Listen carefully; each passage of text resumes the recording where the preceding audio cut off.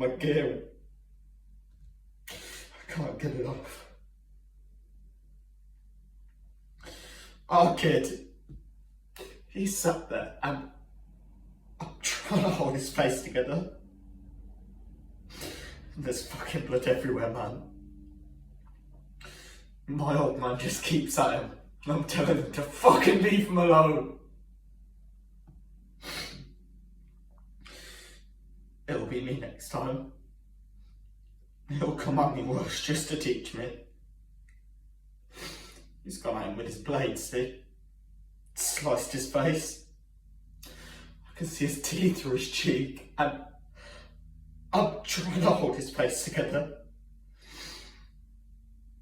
And I looks at my old man.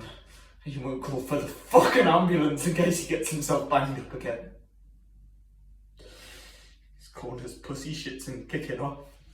His cub is fucking bleeding. Half his face off and he won't do fuck all.